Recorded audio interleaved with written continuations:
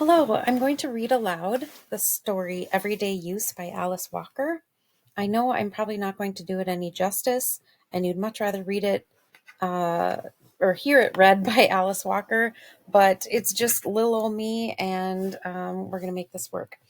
All right, here we go. This was actually printed in Harper's Magazine, although I think you can find it in other places as well. Everyday Use by Alice Walker. I will wait for her in the yard that Maggie and I made so clean and wavy yesterday afternoon. A yard like this is more comfortable than most people know. It is not just a yard. It is like an extended living room. When the hard clay is swept clean as a floor, and the fine sand around the edges lined with tiny, irregular grooves, anyone can come and sit and look up into the elm tree and wait for the breezes that never come inside the house. Maggie will be nervous until after her sister goes. She will stand hopelessly in corners, homely and ashamed of the burn scars down her arms and legs, eyeing her sister with a mixture of envy and awe. She thinks her sister has held life always in the palm of one hand, that no is a word the world never learned to say to her. You've no doubt seen those TV shows where the child who has made it is confronted, as a surprise, by her own mother and father, tottering in weakly from backstage. A pleasant surprise, of course. What would they do if parent and child came on the show only to curse out and insult each other? On TV, mother and child embrace and smile into each other's faces. Sometimes the mother and father weep, the child wraps them in her arms and leans across the table to tell how she would have not have made it without their help. I have seen these programs. Sometimes I dream a dream in which Dee and I are suddenly brought together on a TV program of this sort. Out of a dark and soft-seated limousine, I am ushered into a bright room filled with many people. There I meet a smiling, gray, sporty man, like Johnny Carson, who shakes my hand and tells me what a fine girl I have. Then we are on the stage, and Dee is embracing me, with tears in her eyes. She pins on my dress a large orchid, even though she has told me once that she thinks orchids are tacky flowers. In real life, I am a large, big-boned woman with rough, man-working hands. In the winter, I wear flannel nightgowns to bed and overalls during the day. I can kill and clean a hog as mercilessly as a man. My fat keeps me hot in zero weather. I can work outside all day, breaking ice to get water for washing. I can eat pork liver cooked over the open fire minutes after it comes steaming from the hog. One winter I knocked a bull calf straight in the brain, between the eyes with a sledgehammer, and had the meat hung up to chill before nightfall. But of course all this does not show on television. I am the way my daughter would want me to be, 100 pounds lighter, my skin like an uncooked barley pancake. My hair glistens in the hot, bright lights. Johnny Carson has much to do to keep up with my quick and witty tongue. But that is a mistake. I know even before I wake up. Whoever knew a Johnson with a quick tongue? Who can even imagine me looking a strange white man in the eye? It seems to me I have talked to them, always with one foot raised in flight, with my head fumed in whichever way is farthest from them. Dee, though, would she always look anyone in the eye? Sorry, she would always look anyone in the eye. Hesitation was no part of her nature. How do I look, Mama? Maggie says, showing just enough of her thin body, enveloped in pink skirt and red blouse, for me to know she's there, almost hidden by the door. Come out into the yard, I say.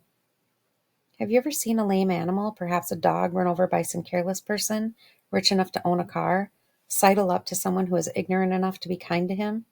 That is the way my Maggie walks. She has been like this, chin on chest, eyes on ground, feet in shuffle, ever since the fire that burned the other house to the ground. Dee is lighter than Maggie, with nicer hair and a fuller figure. She's a woman now, though sometimes I forget. How long ago was it that the other house burned?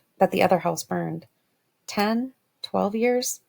Sometimes I can still hear the flames and feel Maggie's arms sticking to me, her hair smoking and her dress falling off her in little black papery flakes. Her eyes seem stretched open, blazed open by the flames reflected in them. And Dee, I see her standing off under the sweet gum tree, she used to dig gum out of, a look of concentration on her face as she watched the last dingy gray board of the house fall in toward the red-hot brick chimney. Why don't you dance? Why don't you do a dance around the ashes? I'd wanted to ask her. She had hated the house so much. I used to think she hated Maggie, too, but that was before we raised money, the church and me, to send her to Augusta to school. She used to read to us without pity, forcing words, lies, other folks' habits, whole lives upon us, too, sitting trapped and ignorant underneath her voice. She washed us in a river of make-believe, burned us with a lot of knowledge we didn't necessarily need to know, pressed us to her, the serious way she read, to shove us away like dimwits, or just the moment we seemed about to understand. Dee wanted nice things, a yellow organdy dress to wear to her graduation from high school, black pumps to match a green suit she'd made from an old suit somebody gave me. She was determined to stare down any disaster in her efforts. Her eyelids would not flicker for minutes at a time. Often I fought off the temptation to shake her. At 16, she had a style of her own and knew what style was. I never had an education myself. After second grade, the school was closed down. Don't ask me why. In 1927, colored asked fewer questions than they do now. Sometimes Maggie reads to me. She stumbles along good-naturedly, but can't see well. She knows she is not bright. Like good looks and money, quickness passes her by. She will marry John Thomas, who has mossy teeth and an earnest face, and then I'll be free to sit here and I guess just sing church songs to myself. Although I never was a good singer, never could carry a tune. I was always better at a man's job. I used to love to milk till I was hooked in the side in 49. Cows are soothing and slow and don't bother you unless you try to milk them the wrong way. I have deliberately turned my back on the house. It is 3 rooms, just like the one that burned, except the roof is tin, and they don't make shingle roofs anymore.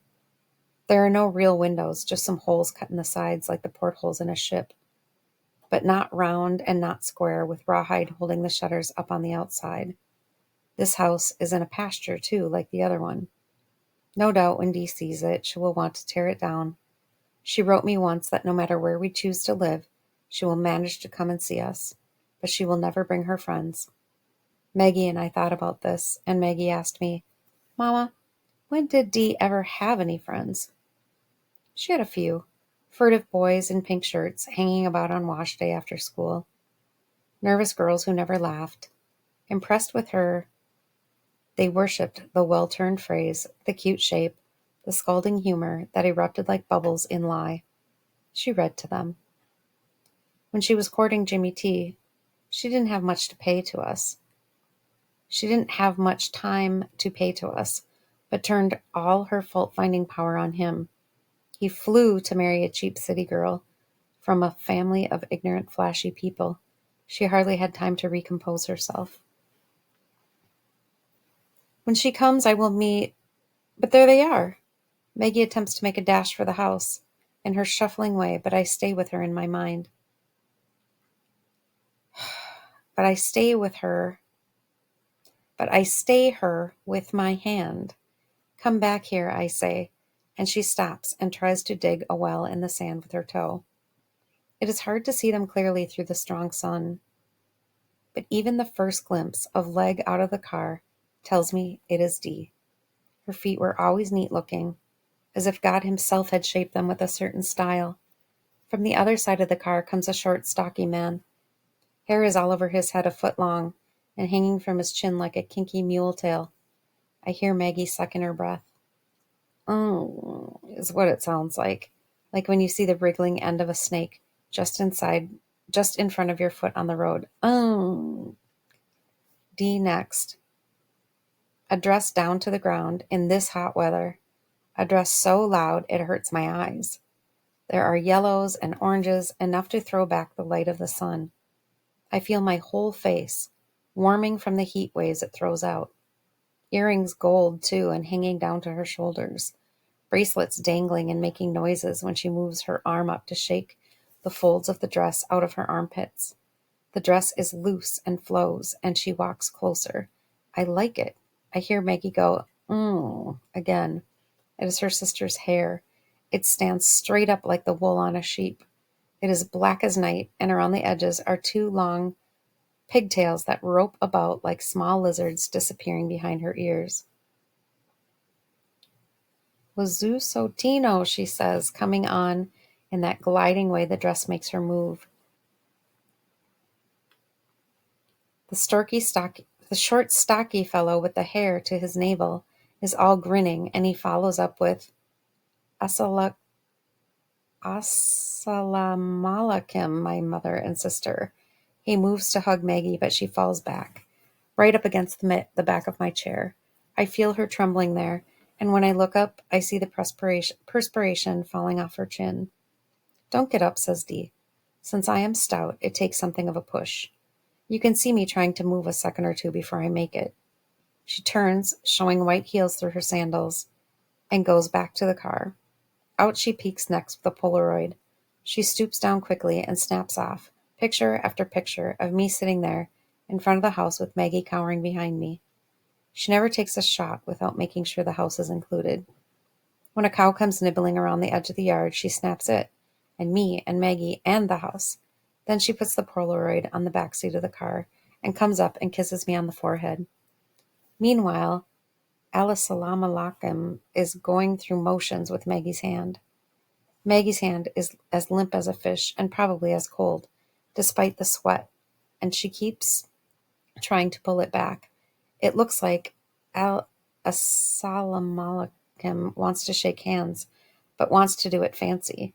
Or maybe he don't know how people shake hands. Anyhow, he soon gives up on Maggie. Well, I say, Dee.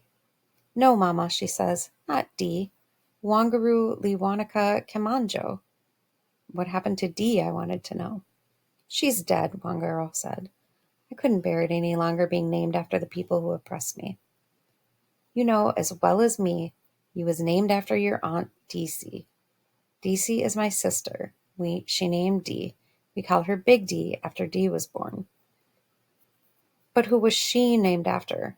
Asked Wangaro. I guess after Grandma Dee, I said. And who was she named after? Asked Wangaro. Her mother, I said, and saw Wangaro was getting tired. That's about as far back as I can trace it, I said. Though in fact I probably could have carried it back beyond the Civil War through the branches. Well, said Assalamualaikum, there you are. I heard Maggie say. There I was not, I said, before DC cropped up in our family. So why should I try to trace it that far back? He just stood there grinning, looking down on me like somebody inspecting a Model A car. Every once in a while, he and Wangaro sent eye signals over my head. How do you pronounce this name, I asked. You don't have to call me by it if you don't want to, said Wangaro. Why shouldn't I asked. If that's what you want us to call you, we'll call you. I know it might sound awkward at first, said Wangaro. I'll get used to it, I said. Ream it out again? Well, soon we got the name out of the way. Assalamualaikum had a name twice as long and 3 times as hard. After I tripped over it 2 or 3 times, he told me to just call him Hakima Barber. I wanted to ask him, was he a barber? But I don't really think he was, so I didn't ask. You must belong to those beef cattle peoples down the road, I said. They said Assalamualaikum when they met you too, but they didn't shake hands. Always too busy feeding the cattle, fixing the fences, putting up salt lick shelters, throwing down hay. When the white folks poisoned some of the herd, the men stayed up all night with rifles in their hands. I walked 1.5 miles just to see the sight. Hakima Barber said, I accept some of their doctrines, but farming and raising cattle is not my style. They didn't tell me, and I didn't ask whether Wangaro, D, had really gone and married him. We sat down to eat, and right away he said he didn't eat collards and pork was unclean. Wangaro, though, went on through the chitlins and cornbread, the greens, and everything else. She talked a blue streak over the sweet potatoes. Everything delighted her. Even the fact that we still used the benches her daddy made for the table when we couldn't afford to buy chairs. Oh, Mama, she cried, then turned to Hakima Barber. I never knew how lovely these benches are. You can feel the rump prints, she said, running her hands underneath her and along the bench. Then she gave a sigh, and her hand closed over Grandma Dee's butter dish. "That's it," she said. "I knew there was something I wanted to ask you if I could have." She jumped up from the table and went over in the corner where the churn stood, the milk in it clabber by now. She looked at the churn and looked at it. "This churn top is what I need," she said. "Didn't Uncle Buddy whittle it out of a tree you all used to have?" "Yes," I said. "Uh-huh," she said happily. "And I want the dasher, too." "Uncle Buddy whittle that, too?" asked the barber. Dee Wangero looked up at me. "Aunt Dee's first husband whittled the dash," said Maggie, so low you almost couldn't hear it. "His name was Henry, but they called him Stash." "Maggie's brain is like an elephant's," Wangero said, laughing. "I can use the churn top as a centerpiece for the alcove table," she said, sliding a plate over the churn. "And I'll think of something artistic to do with the dasher."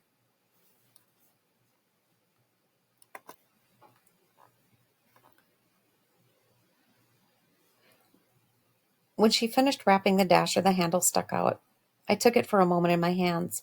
You didn't even have to look close to see where hands pushing the dasher up and down to make butter had left a kind of sink in the wood. In fact, there were a lot of small sinks. You could see where thumbs and fingers had sunk into the wood. It was beautiful light yellow wood from a tree that grew in the yard where Big D and Stash had lived. After dinner, D. Wangero went to the trunk at the foot of my bed and started rifling through it. Maggie hung back in the kitchen over the dishpan. Out came Wangero with 2 quilts. They had been pieced by Grandma D, and then Big D and me had hung them on the quilt frames on the front porch and quilted them. One was in the Lone Star pattern. The other was Walk Around the Mountain. In both of them were scraps of dresses Grandma D had worn 50 and more years ago, bits and pieces of Grandpa Gerald's paisley shirts, and one teeny faded blue piece about the size of a penny matchbox. That was from the great-grandpa Ezra's uniform that he wore in the Civil War. "Mama," one girl said, sweet as a bird, "can I have these old quilts?" I heard something fall in the kitchen, and a minute later the kitchen door slammed. "Why don't you take 1 or 2 of the others?" I asked. "These old things was just done by me and Big D from some tops your grandpa pieced before she died." "No," said Wangero. "I don't want those. They are stitched around the borders by machine." "That'll make 'em last better," I said. "That's not the point," said Wangero. "There are all pieces of dresses Grandma used to wear. She did all this stitching by hand. Imagine." She held the quilts securely in her arms, stroking them. "Some of the pieces, like those lavender ones, come from old clothes her mother handed down to her," I said, moving up to touch the quilts. Wangero moved back just enough so that I couldn't reach the quilts. "They already belonged to her." "Imagine," she breathed again, clutching them closely to her bosom. "The truth is," I said, "I promised to give them quilts to Maggie for when she marries John Thomas." She gasped like a bee had stung her. "Maggie can't appreciate these quilts," she said. "She'd probably be backward enough to put them to everyday use." "I reckon she would," I said. "God knows I've been saving 'em long enough with nobody using 'em. I hope she will." I didn't want to bring up how I had offered Dee Wangero a quilt when she went away to college. Then she had told me they were old-fashioned, out of style. "But they're priceless," she was saying now, furiously, for she has a temper. "Maggie would put them on the bed, and in 5 years they'd be in rags. Less than that." "She can always make some more," I said. "Maggie knows how to quilt." Dee Wangero looked at me with hatred. "You just will not understand. The point is these quilts. These quilts." "Well," I said, stumped, "what would you do with them?" "Hang them," she said, as if it was the only thing you could do with quilts. Maggie by now was standing in the door. I could almost hear the sound her feet made as they scraped over each other. "She can have them, Mama," she said, like somebody used to never winning anything or having anything reserved for her. "I can remember Grandma D without the quilts." I looked at her hard. She had filled her bottom lip with checkerberry snuff and gave her face a kind of dopey hangdog look. It was Grandma D and Big D who taught her how to quilt herself. She stood there with her scarred hands hidden in the folds of her skirt. She looked at her sister with something like fear, but she wasn't mad at her. This was Maggie's portion. This was the way she knew God to work. When I looked at her, like something hit me on the top of my head and ran down to the soles of my feet. Just like when I'm in church and the Spirit of God touches me and I get happy and shout. I did something I'd never done before. Hugged Maggie to me, then dragged her on into the room, snatched the quilts out of Miss Wangero's hands, and dumped them into Maggie's lap. Maggie just sat there on my bed with her mouth open. "Take one or two of the others," I said to Dee. But she turned without a word and went out to hack him a barber. "You just don't understand," she said as Maggie and I came out to the car. "What don't I understand?" I wanted to know. "Your heritage," she said. And then she turned to Maggie, kissed her, and said, "You ought to try to make something of yourself too, Maggie. It's really a new day for us. For from the way you and Mama still lived, you'd never know it." She put on some sunglasses that hid everything above the tip of her nose and chin. Maggie smiled, maybe at the sunglasses, but a real smile, not scared. After we watched the car dust settle, I asked Maggie to bring me a dip of snuff. And then the two of us sat there, just enjoying until it was time to go into the house and go to bed.